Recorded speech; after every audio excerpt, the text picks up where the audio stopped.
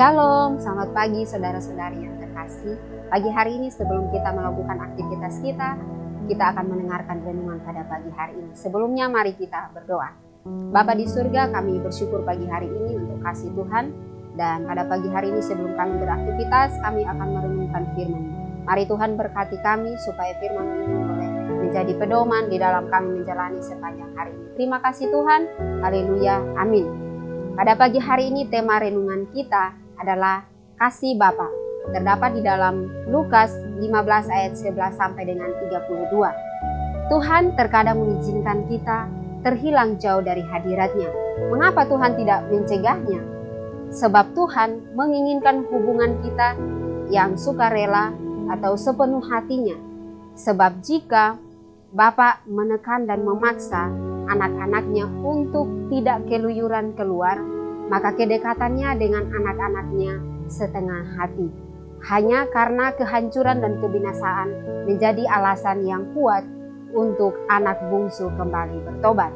Saudara-saudari, perumpamaan dalam teks hari ini mengisahkan tentang seorang ayah yang memiliki dua anak, yaitu yang disebut dengan si bungsu dan si sulung. Anak bungsu ini memboroskan harta yang diberikan oleh ayahnya. Kita melihat bahwa ia memutuskan untuk pulang ke rumah ayahnya. Ayahnya menyambut dia dengan sukacita. Namun kita melihat bahwa anak sulung merasa iri dan memperlakukan ayahnya kepada adiknya. Mengapa terkadang begitu banyak orang yang nyaman dalam dosa dan nyaman dalam hidup yang jauh dari Tuhan? Kita melihat bahwa itu karena mereka belum menemukan sesuatu yang lebih bernilai dari hidup yang demikian. Kita melihat bahwa keterpisahan dengan bapaknya membuat anak bungsu menyadari betapa bernilainya hidup dekat dengan bapaknya dan dia kembali. Kita melihat bahwa dalam perumpamaan ini Bapa adalah Bapa surgawi. Anak bungsu dan anak sulung adalah kita umatnya.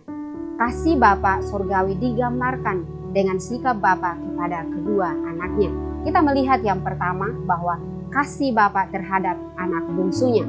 Kita melihat poin yang pertama dikatakan bahwa di dalam kemahatauannya tentulah Bapa ini sudah tahu bahwa ayat 13 ini akan terjadi setelah ayah memberikan harta warisannya kepada anak bungsu.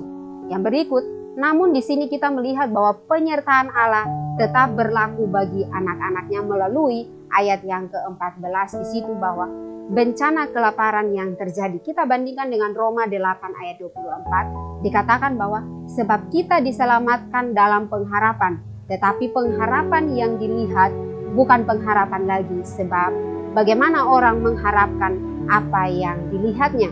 Kita melihat yang berikut bahwa hidup yang masih dianugerahkan Tuhan sehingga masih ada kesempatan untuk kita bertobat dan kembali kepada Bapa. Dia menyadari keadaannya pada ayat yang ke-17 yang dapat diyakini sebagai karya Roh Kudus dalam hatinya, bahwa Roh Kuduslah yang bekerja untuk menginsyafkan orang-orang pilihannya. Kita melihat bahwa Bapa menerima kembali anak bungsunya dengan sukacita. Yang kedua, kita melihat bahwa kasih Bapa kepada anak sulungnya. Kita melihat bahwa di akhir cerita sang ayah menjelaskan kepada anak sulungnya bahwa anak sulung itu tidak kurang dikasihi dibandingkan dengan anak bungsunya. Mengapa demikian? Karena ayahnya juga memberi pengertian bahwa kedatangan adiknya harus disambut dengan sukacita. Karena adiknya telah hilang, sekarang sudah kembali lagi dalam rumah mereka. Namun kita melihat bahwa anak sulung ini masih iri, masih marah terhadap ayah memperlakukan anak bungsu ini. Oleh karena itu kita melihat bahwa dia tidak menerima kalau adiknya yang bungsu telah kembali bersama dengan mereka. Nah, Bapak Ibu yang saya kasihi, itulah kasih Bapa surgawi. Kasih yang tanpa syarat, kasih yang memberi, menerima anak-anaknya apa adanya. Namun seringkali hal ini tidak dapat dipahami oleh umat. Mereka yang terhilang dan tersesat dibawa kembali untuk dipulihkan dan diselamatkan. Amin untuk firman Tuhan. Mari kita berdoa. Bapa di surga, kami bersyukur untuk renungan singkat ini. Biarlah renungan ini menjadi kekuatan, menjadi pedoman di dalam kami melakukan aktivitas kami di hari ini. Terima kasih Tuhan. Haleluya. Amin.